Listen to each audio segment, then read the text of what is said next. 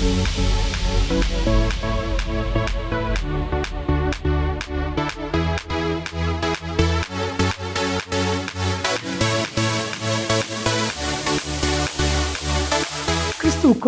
மிகவும் பிரியமானவர்களே, திருமறை தியானம் இந்த நிகழ்ச்சியை நமக்கு வழங்குகிற மதிப்பிற்குரிய டாக்டர் ரெவரண்ட் பால்ராஜ் அதிசயமணி ஐயா மும்பை பட்டணத்தில் மெத்தடிஸ்ட் திருச்சபையினுடைய போதகராய் பணியாற்றி இறைபணியை செய்தவர்கள். கடந்த 40 ஆண்டுகளாக இந்தியாவிலும் உலகத்தின் பல தேசங்களிலும் ஆண்டவருடைய அருள் வார்த்தையை வல்லமையாய் பிரசங்கித்து வருகிறார்கள்.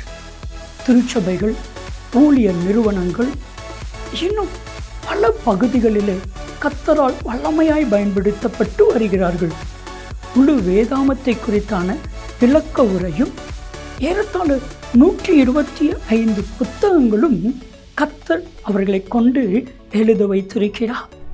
அவர்களுடைய எளிமையான பிரசங்கம், வல்லமை நிறைந்த கர்த்தருடைய வார்த்தை, ஆழமான கருத்துக்கள், வேதாகமத்தினுடைய ஆழமான விளக்க உரைகள் பலாயிரக்கணக்கான லட்சக்கணக்கான மக்களுக்கு மிகவும் பிரோஜனமாக, ரட்சிப்புக்கு ஏதுவாக கர்த்தர் அன்பு ஐயாவை பயன்படுத்தி வருகிறார். இப்பொழுதும் நமது கிராஸ் டிவியில் திருமறை தியானம் என்கிற நிகழ்ச்சியில் கர்த்தர் அவர்களை பயன்படுத்துகிறார். இந்த நிகழ்ச்சியை மற்றவர்களுக்கு சொல்லுங்க, நீங்களும் பாருங்க. கர்த்தர் அன்பு ஐயாவை வல்லமையாக எடுத்து பயன்படுத்துவார். ஆண்டவருடைய பிரசன்னத்தில் மீண்டுமாக உங்களை காணும் பொழுது அகமகிழ்கிறேன். இந்நாளில் உங்கள் மத்தியில் வந்து உறவு கொள்ளவும், ஆண்டவருடைய வசனத்தை பகிர்ந்து கொள்ளவும் தருணம் கொடுத்த ஆண்டவரை துதிப்பதோடு உங்களுக்கும் என்னுடைய நன்றியை நான் தெரிவித்துக் கொள்கிறேன். அப்போஸ்தலர் நடபடிகளிலிருந்து செய்திகளை இன்றைய நாட்களிலே படித்து தியானித்து வருகிறோம். 9வது அதிகாரத்திலே நாம் நிற்கிறோம். புதிதாக மனம் திரும்பி வரக்கூடிய ஒரு மனுஷன் சவுல், அவனை ஆரம்பத்தில் அரவணைத்து கொண்ட ஒரு நபரை குறித்து இந்த நாளிலே இன்னும் தொடர்ந்து நாம் சிந்திக்க இருக்கிறோம். சவுலுக்கு பிரச்சனை, மனம் திரும்பி ஆண்டவராக இயேசு கிறிஸ்துவை இரட்சகராக ஏற்றுக்கொண்ட உடனே எல்லாமே புல்லுள்ள இடங்கள், அமர்ந்த தண்ணீர்கள் அண்டையில் என்று எண்ண முடியாது.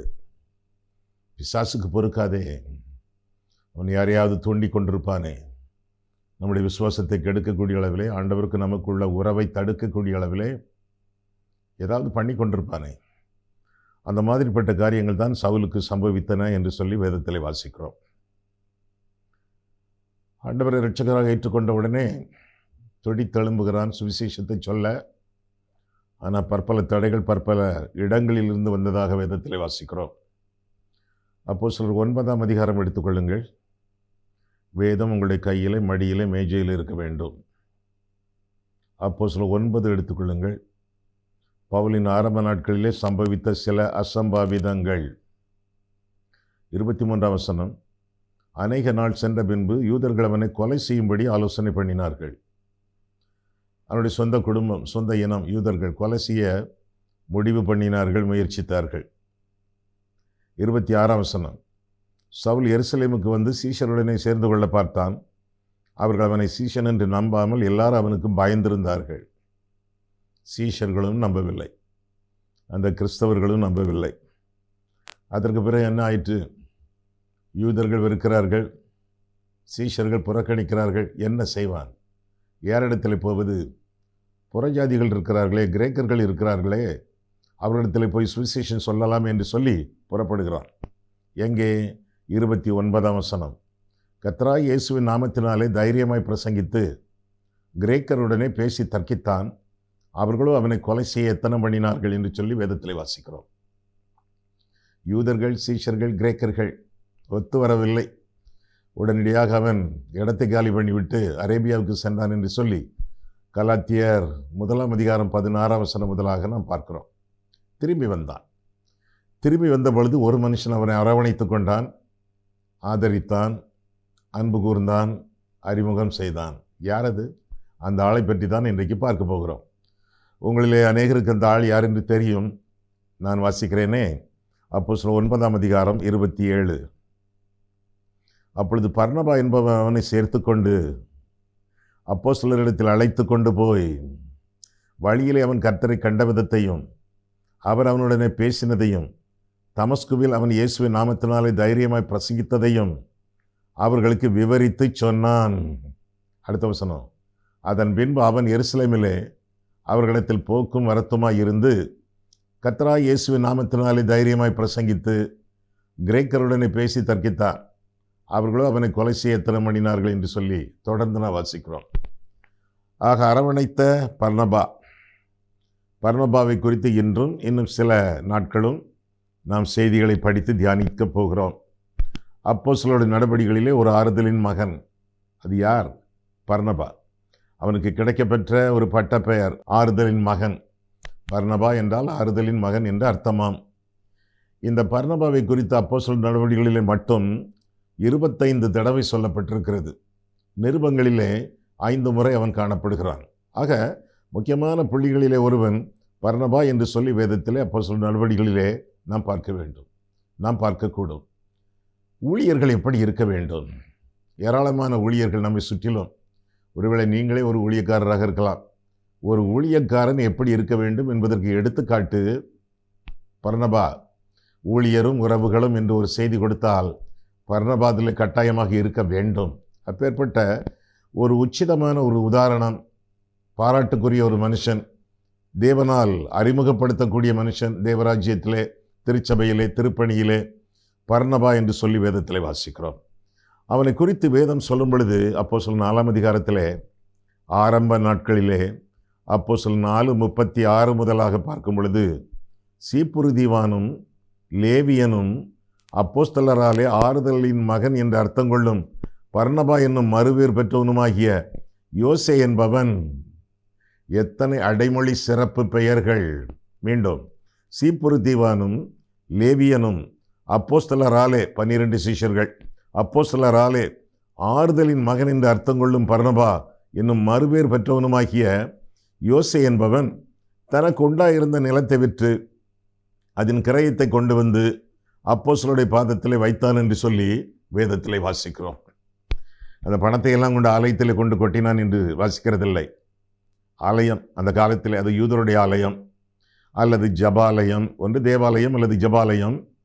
கிறிஸ்தவர்களாக இவர்கள் மாறிய பிறகு, இயேசு கிறிஸ்துவை இரட்சகராக ஏற்றுக்கொண்ட பிறகு, சீஷர்களாக அவர்கள் திகழ்ந்த பொழுது அவர்களுடைய காணிக்கைகளெல்லாம் திருச்சபைக்கு, திருப்பணிக்கு, திருப்பணியாளர்களுக்கு வந்து சேர்ந்தது என்று சொல்லி வேதத்திலே வாசிக்கிறோம். இதை குறித்து நீளமாக ஆழமாக பிற்றைய நாட்களிலே நாம் சிந்திப்போம். பாருங்கள், இந்த பர்னபாவை குறித்த எத்தனை விளக்கங்கள்!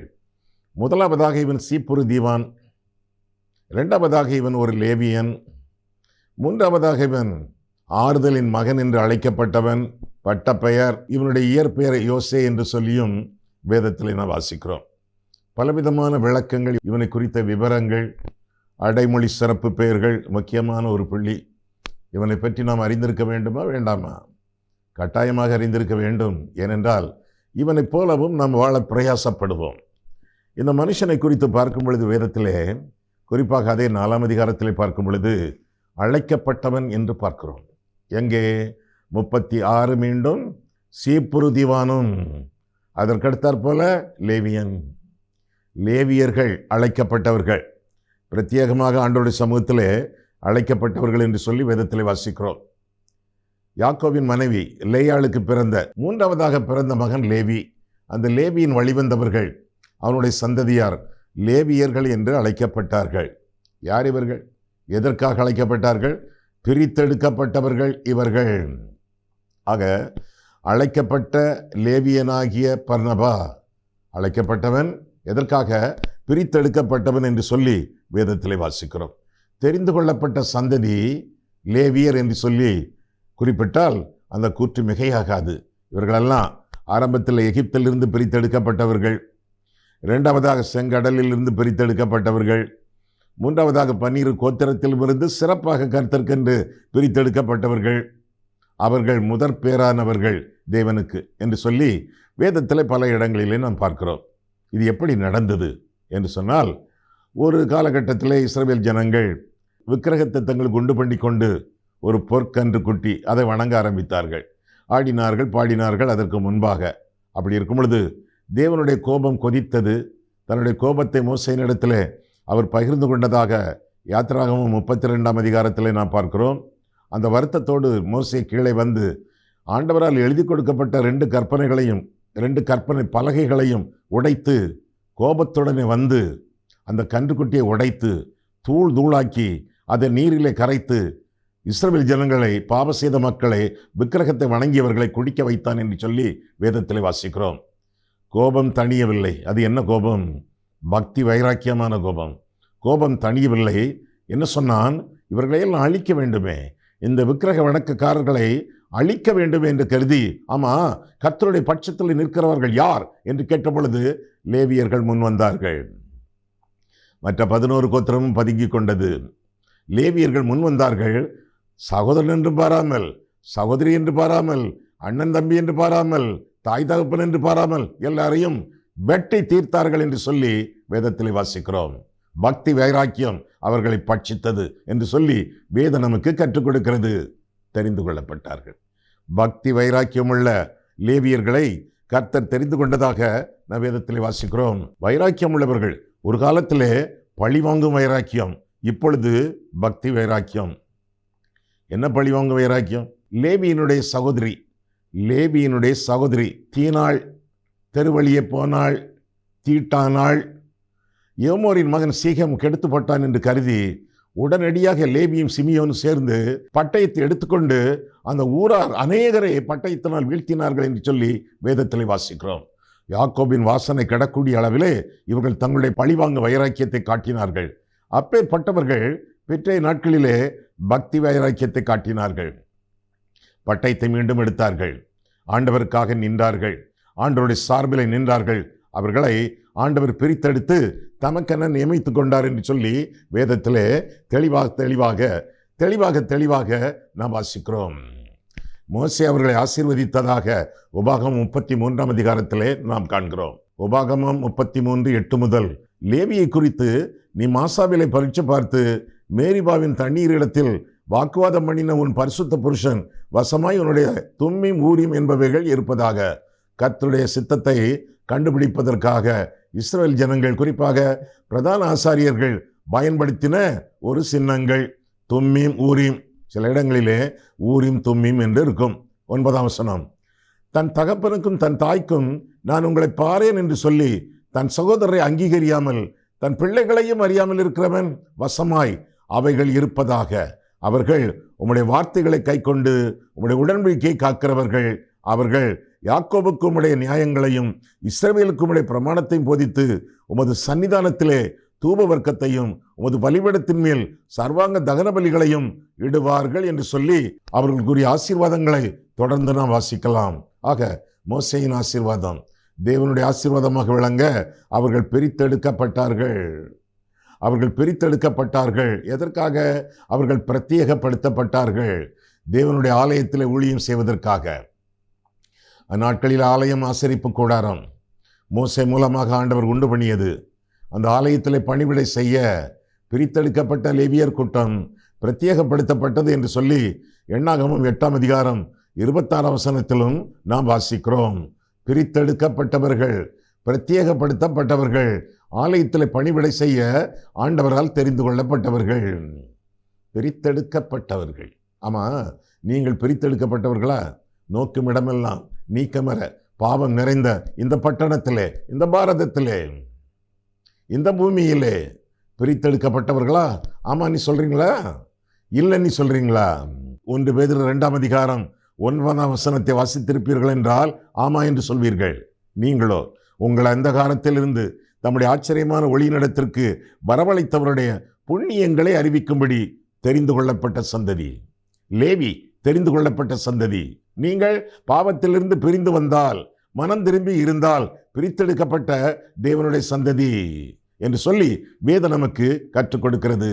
நீங்களோ உங்கள் அந்தகாரத்திலிருந்து தம்முடைய ஆச்சரியமான ஒளியினிடத்திற்கு வரவழைத்தவருடைய புண்ணியங்களை அறிவிக்கும்படி தெரிந்து கொள்ளப்பட்ட சந்ததி, ராஜரீக ஆசாரிய கூட்டம், பரிசுத்த ஜாதி, அவருக்கு சொந்தமான ஜனம் என்று சொல்லி லேவியர்களை பிரதிபலிக்கக்கூடிய அளவிலே இந்த 1 பேதுரு 2ஆம் அதிகாரம் 9ஆம் வசனம் அமைந்திருக்கிறது.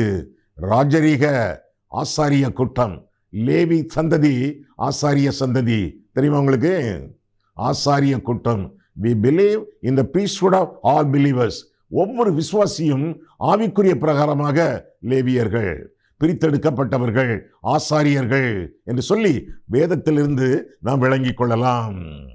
லேவியர்கள் ஆசாரிய கூட்டம், ஆசாரிய சந்ததி, ஆசரிப்பு கூடாரத்திலே பணிவிடை செய்வதற்காக முற்றிலுமாக அழைக்கப்பட்டவர்கள், ஆலயத்திற்கு சொந்தக்காரர்கள், ஆண்டவருக்கு சொந்தக்காரர்கள், ஆத்துமாக்களுக்கு சொந்தக்காரர்கள். இதையெல்லாம் உபாகமம் 21:5 இன்னும் 31 அதிகாரத்திலும் நாம் வாசிக்கிறோம். சரி, அவர்களுக்கென்று தனிப்பட்ட அளவில் வேதத்தில் ஒரு புத்தகம் இருக்கிறது. தெரியுமா உங்களுக்கு? 66 நூல்களிலே ஒன்று லேவியருக்காக எழுதப்பட்டது. என்ன புத்தகம்? லேவியராகமம். தனிப்பட்ட அளவிலே அவர்களுக்காகவே வேதத்தில் ஒரு நூல் இடம்பெறுகிறது என்று சொல்லி வேதத்தில் வாசிக்கிறோம். ஆலயத்தை காத்தவர்கள், ஆசரிப்பு கூடாரத்தை காத்தவர்கள் என்று சொல்லி அவர்களை குறித்து தொடர்ந்து வரக்கூடிய நூல்களிலே, அதிகாரங்களிலே நாம் தெளிவாக வாசிக்கிறோம். கர்த்தருக்கு பிரியமான கோத்திரம், பிதாவுக்கு சொந்தமான கோத்திரம், முதற் பலனாக தெரிந்து கொண்ட கோத்திரம் என்று சொல்லி அவர்களை குறித்து நாம் வேதத்திலே வாசிக்கிறோம். ஐயா, அவர்கள் ஆலயத்தில் பணிவிடை செய்கிறார்களே, அவர்களுக்கு சம்பளம், அவர்களுக்கு ஊதியம் ஏதாவது உண்டா? தசம பாகங்களும் காணிக்கைகளும் அவர்களுக்கு சொந்தம் என்று சொல்லி வேதத்தில் வாசிக்கிறோம். எண்ணாகமம் 18:31 எபிரெயர் 7:7 இப்படியாக காண்கிறோம். கொடுக்கக்கூடிய காணிக்கைகள் எல்லாம் லேவியர்களுக்கு, அவர்கள் மூலமாக வந்த ஆசாரியர்களுக்கு சொந்தம் என்று சொல்லி வேதத்தில் நாம் பார்க்கிறோம். ரொம்ப ஏழைகளாக இருந்திருப்பார்களோ, 42 பட்டணங்கள் அவர்களுக்கு சொந்தம் என்று சொல்லி வேதம் கற்றுக் கொடுக்கிறது. கர்த்தரே அவர்களுக்கு பங்கு. இஸ்ரவேல் கோத்திரத்தின்படி அந்த நிலங்களை கானானிலே பிரிக்கும் பொழுது அவர்களுக்கு எந்த பங்கு கிடையாது. கர்த்தரே பங்கு, கர்த்தர் கொடுத்த பங்கு 42 பட்டணங்கள் என்று சொல்லி வேதத்திலே அவர்களை குறித்து பார்க்கிறோம். ஏற்கனவே வாசித்தோமே, ஊரின் தும்மின், ஆண்டவருடைய சித்தத்தை அறிவதற்காக கொடுக்கப்பட்ட சின்னங்கள், a sort of devices to find God's will. ஆண்டவருடைய சித்தத்தை அறியத்தக்கதாக கொடுக்கப்பட்ட சின்னங்கள், அவைகள் லேவியர் வசமாக இருந்தன என்று சொல்லி வேதத்திலே வாசிக்கிறோம். யாரும் அவற்றை பயன்படுத்த முடியாது, அவர்கள் தான் பயன்படுத்த முடியும். இவர்கள் தெரிந்து கொள்ளப்பட்ட சந்ததி மட்டுமல்ல, தேவனுக்கு பிரியமான கோத்திரம், தேவனுடைய சுதந்திரம் என்று சொல்லியும் வேதத்திலே சில இடங்களிலே நாம் பார்க்கிறோம். கொடுக்கப்பட்ட பட்டணங்கள் 42, அவற்றை சுற்றிலும் இருக்கக்கூடிய நிலங்கள் அவர்களுக்கும் அவர்களுடைய விலங்குகளுக்கும் ஆடு மாடுகளுக்கும் போதுமானவையாக காணப்பட்டன. அவர்களுடைய நிலத்தை யாருக்கு விற்க முடியாது, வேறு நிலங்களை அவர்கள் வாங்கவும் முடியாது. ஏனென்றால் கர்த்தர் அவர்களுடைய பங்கு. கர்த்தர் உங்களுடைய பங்கா கொஞ்சம் வித்தியாசமாக சொல்லுவோமா? அதை கர்த்தர் என்னுடைய பேங்க்கு சொல்லலாமா? அப்படியாக கர்த்தர் நம்மோடு இருப்பார் என்றால், நம்மையும் தெரிந்து கொள்வார் என்றால் ஒரு குறையும் இருக்காது. கர்த்தரை தேடுகிறவர்களுக்கு ஒன்றும் குறைவுபடாது என்றெல்லாம் நாம் வேதத்தில் வாசிக்கிறோமே. ஆக பிரியமான கோத்திரம், பிதாவின் கோத்திரம், தெரிந்து கொள்ளப்பட்ட, பிரித்தெடுக்கப்பட்ட பிரத்யேகமான கோத்திரம். ஏற்கனவே நாம் சொன்ன வசனம், அந்த வசனத்திற்கு மீண்டு வருவோமே. நீங்களோ அந்தகாரத்திலிருந்து, அந்தகாரம்னா பாவம் என்ற அர்த்தம், ஆச்சரியமான ஒளியினிடத்திற்கு. ஆச்சரியமான ஒளினா இயேசு, நான் உலகத்துக்கு ஒளியாயிருக்கிறேன் என்று நாம் வேதத்தில் வாசிக்கிறோமே. ஆண்டவர் சொன்னதாக வேதத்தில் வாசிக்கிறோமே. அந்தகாரத்திலிருந்து ஆச்சரியமான ஒளியினிடத்திற்கு வரவழைத்தவருடைய புண்ணியங்களை அறிவிக்கும்படி. புண்ணியம் அவருடைய சத்தியம், அவருடைய சுவிசேஷம். அதை சொல்லத்தக்கதாக தெரிந்து கொள்ளப்பட்ட சந்ததி. அந்தகாரத்திலிருந்து, பாவத்திலிருந்து ஆச்சரியமான ஒளியினிடத்திற்கு, ஆண்டவரிடத்திற்கு வழிநடத்தப்பட்டவர்கள். அதாவது பாவத்திலிருந்து மனம் திரும்பியவர்கள், பிரத்யேகமான பிள்ளைகள், பிரியமான சந்ததி, ஆண்டவருடைய சுவிசேஷத்தையும் சத்தியத்தையும் அறிவிக்க தெரிந்து கொள்ளப்பட்டவர்கள் என்று சொல்லி நாம் வேதத்தில் வாசிக்கிறோம். ஐயா, நாங்கள் தெரிந்து கொள்ளப்பட்டவர்களா? இயேசுவை உங்களுடைய இருதயத்தில் ஏற்றுக்கொண்டிருப்பீர்கள் என்றால் தெரிந்து கொள்ளப்பட்டவர்கள். ஆனால் வேலை செய்கிறோமே ஐயா, படிக்கிறோமே ஐயா, வியாபாரம் பார்க்கிறோமே ஐயா, நாங்கள் இப்படி முழு நேரமாக ஆண்டவருடைய ஊழியத்தை செய்ய முடியுமா ஐயா? சிலரால் செய்ய முடியும் முழு நேர ஊழியமாக, சிலரால் செய்ய முடியும் பகுதி நேர ஊழியமாக. ஒன்று, முழு நேர ஊழியத்திற்காக நீங்கள் அழைக்கப்பட்டிருக்கலாம் பவுலை போல, அல்லது பகுதி நேர ஊழியத்திற்காக கூடாரத்தை முடைந்து கொண்டே, வேலையை பார்த்து கொண்டே, வியாபாரம் பண்ணிக்கொண்டே, ஆக்கிலா பிரிஸ்கலாலை போல பகுதி நேரம் பார்ட் டைம் ஊழியம் செய்ய ஆண்டவரால் அழைக்கப்பட்டிருக்கலாம். அழைப்பு பொதுவானது, ரட்சிக்கப்பட்ட ஒவ்வொருவருக்கும் உரியது என்று சொல்லி வேதத்திலே நாம் தெளிவாக வாசிக்கிறோம். நீங்கள் என்னை தெரிந்து கொள்ளவில்லை, நான் உங்களை தெரிந்து கொண்டேன் என்று சொல்லி ஆண்டவர் திருவுளம் பெற்றுவதாக யோவான் 15ஆம் அதிகாரம் 16 முதல் 19 வரை நாம் பார்க்கிறோம். இயேசுவை இருதயத்திலே இரட்சகராக ஏற்றுக்கொண்டிருப்பீர்கள் என்றால் தெரிந்து கொள்ளப்பட்ட சந்ததி, ஆண்டவரை பற்றி அறிவிக்க ஆண்டவர் தெரிந்து கொண்ட சந்ததி என்று சொல்லி வேதத்தில் வாசிக்கிறோம். இன்னும் பிரமாதமான ஒரு வசனம் வெளிப்படுத்தின விசேஷம் 1ஆம் அதிகாரம் 5ஆம் வசனத்தில் பார்க்கும் பொழுது, யாரெல்லாம் ஆண்டவருடைய இரத்தத்தினாலே கழுவப்பட்டார்களோ அவர்களை ஆண்டவர் ராஜாக்களாக ஆசாரியர்களாக ஏற்படுத்தினார் என்று சொல்லி வேதத்தில் வாசிக்கிறோம்.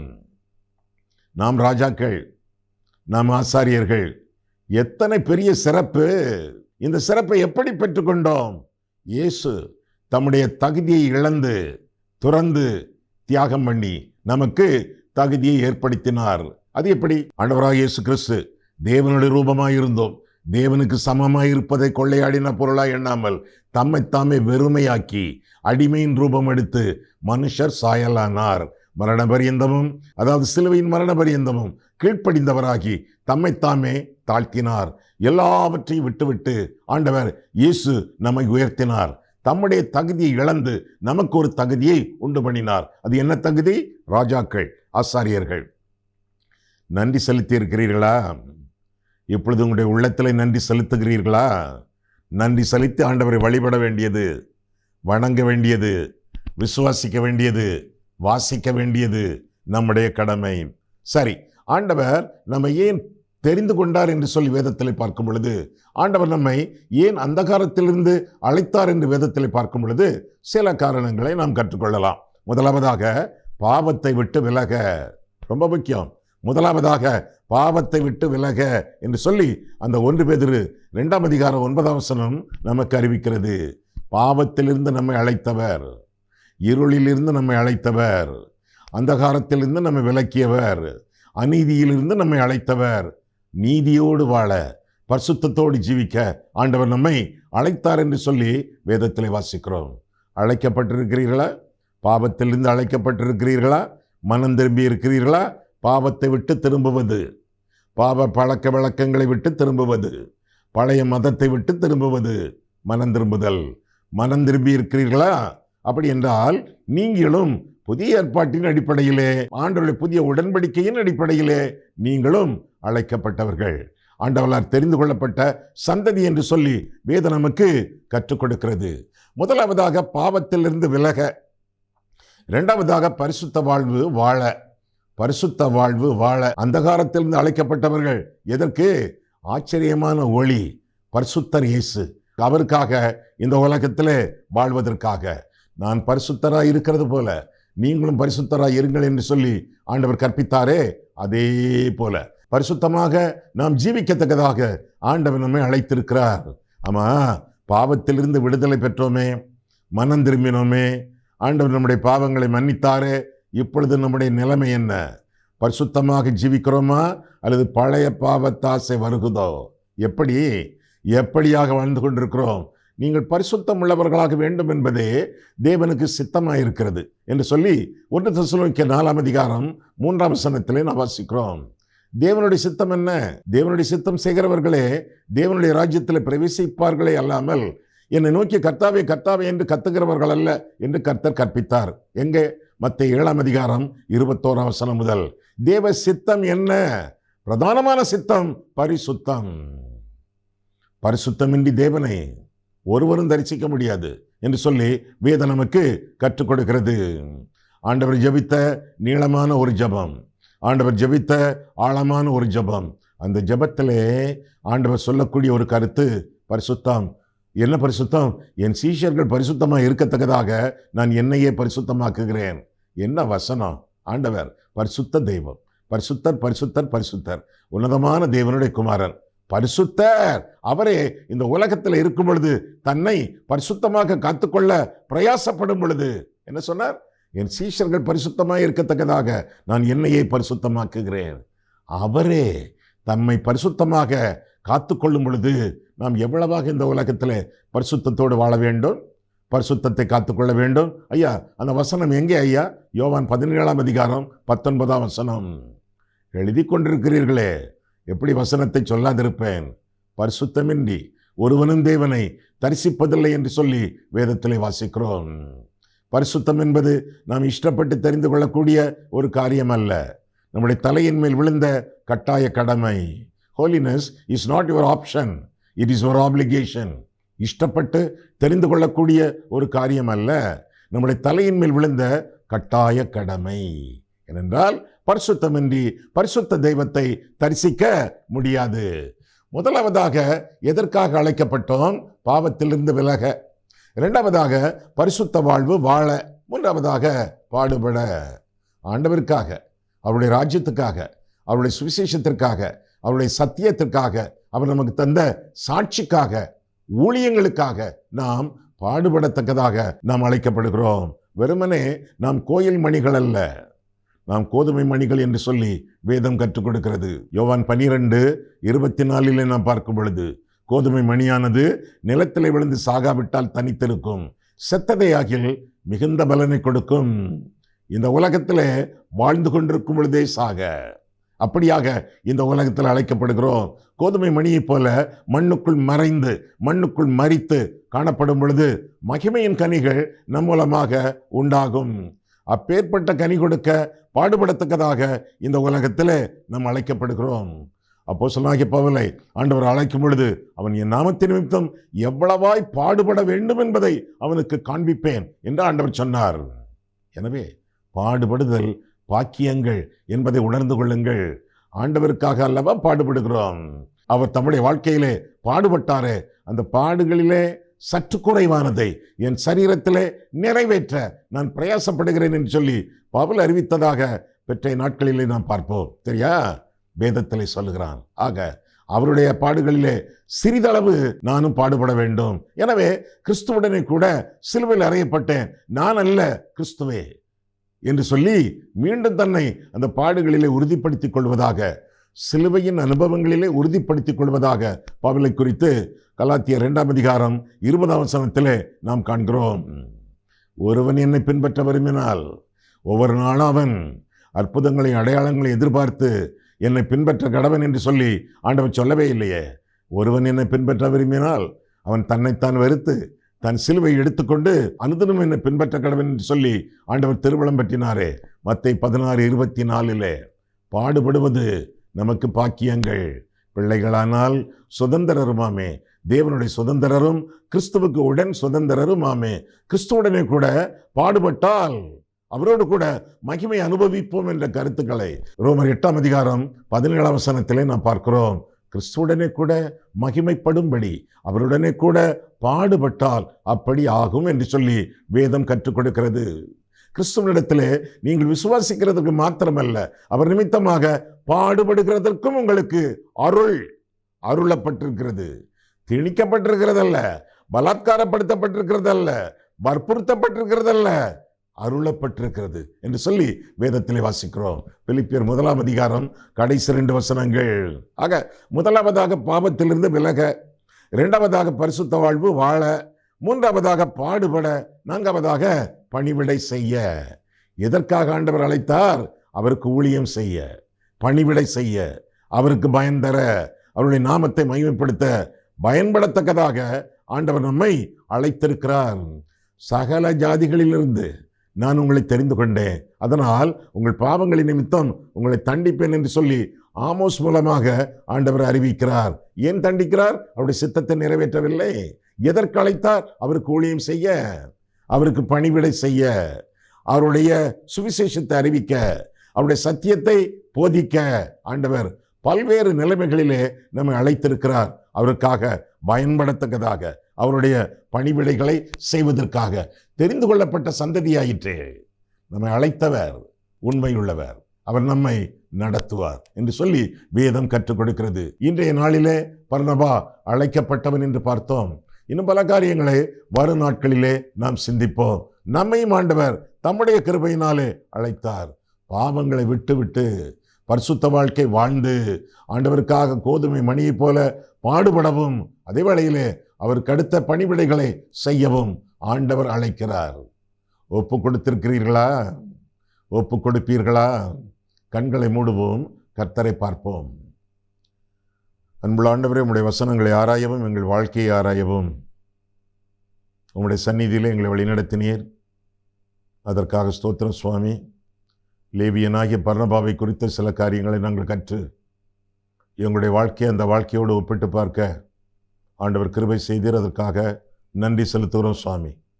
நாங்களும் ஆண்டவரே உம்முடைய கிருபையினால் அழைக்கப்பட்டவர்கள், பாவத்திலிருந்து விலகி பரிசுத்த வாழ்க்கை வாழ்ந்து பாடுபடவும் உமக்கு பணிவிடை செய்யவும் எங்களை நீர் தெரிந்து கொண்டீர். அதற்காக ஸ்தோத்திரம்.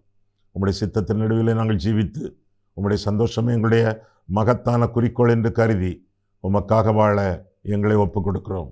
இயேசு கிறிஸ்துவின் நாமத்தில் ஜெபிக்கிறோம் பிதாவே, ஆமேன்.